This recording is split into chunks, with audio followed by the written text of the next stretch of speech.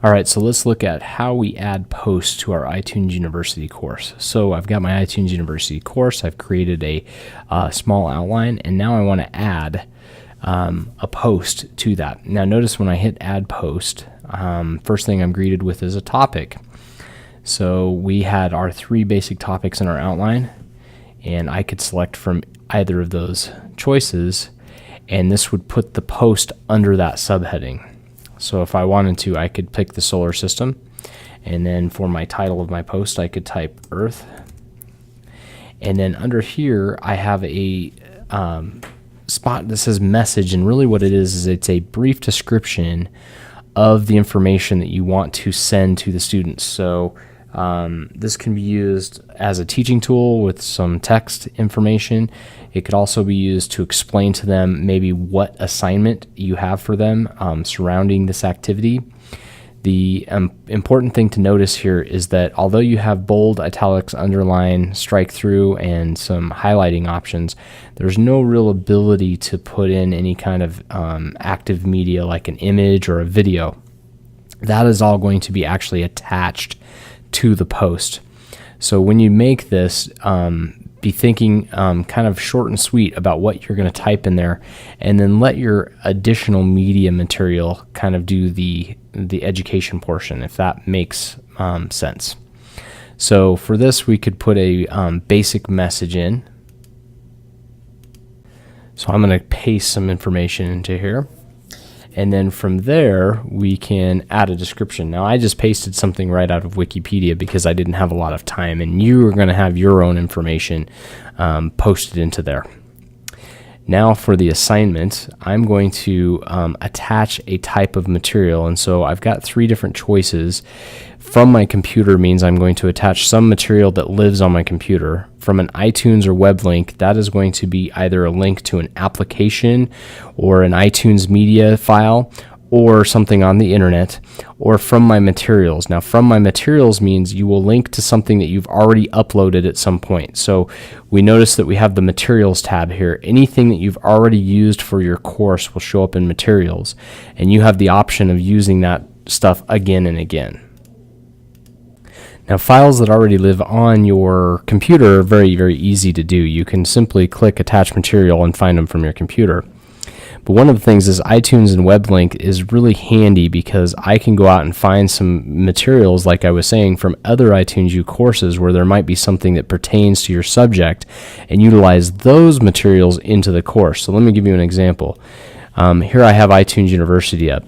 This is a course from University of California, Davis that has some geology stuff on there, and there is some stuff on the Earth in here, and I could grab one of these videos. Now these are all videos, they're all free, and I'm able to click on the little link over to the side and get that link. I can say copy link, and once I do that, I can minimize the iTunes to kind of get it out of my way, but I can go to iTunes here, and I can then paste it in and say enter link. And once I do, it's going to essentially put that store item into my things that I can use with my class.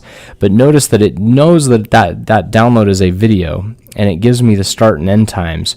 So I could even say I want that video to start a minute in and end maybe 1:30 in, so I just want them to watch a 30-second clip of that entire video. I would have the ability to actually change that right here, so I can raise my time there and I could lower this time here, and it would perform that action for me when I do it. I do need to give my assignment a description, so I could say something like cave climates, and I could be like please watch. Now, if I wanted to, I could just be done with the post. So I could just give the post that title. I'm going to do Earth again, and I could save that post, or what I could do is I could add more content, so I can continue to add assignments to it as needed. In this case, I'm just going to say post so that we can see what happens. So now when I'm looking at my iTunes University course, I have the moon, I have the solar system. Underneath the solar system, I've got my first post, which is Earth. It's giving me some information about the Earth, and then underneath that, I have cave climates, which is an assignment, and it's got a small description there of please watch, and you can tell it's a video because it's got the screen posted next to it. So let's go ahead and do a second post. I'm going to go ahead and click Add Post again, and I'm going to put that post in the same category under Solar System just so you get an idea. I'm going to give it the title of Mercury, and then I'm going to add some information just as I did before. Alright, so for this I'm going to now put into the message, I'm going to go ahead and add in some content, but for this time, when I attach my material is actually going to be from my computer, and it's going to be a PDF file. So I'm going to click from my computer, I'm going to locate the document that I want to use. In this case, I'm using the document called Mercury, and then I'm going to go ahead and say choose. And now it's going to upload it. Now this is an important thing. When you're using files in iTunes University, they do upload to the Apple cloud essentially, which means the files are no longer on your desktop or on the website. They are going to now exist on in your course. That's a great thing for you because what you can now do is let your students download these items to their Apple devices, and then they'll be able to go home without internet and use them as if they had internet, as opposed to maybe another type of a course software or a learning management system where it's always a link to online content where you have to be connected 100% of the time. This is actually going to work online and offline, which is a very, very important thing. So I'm going to give it a description. This is just Mercury, and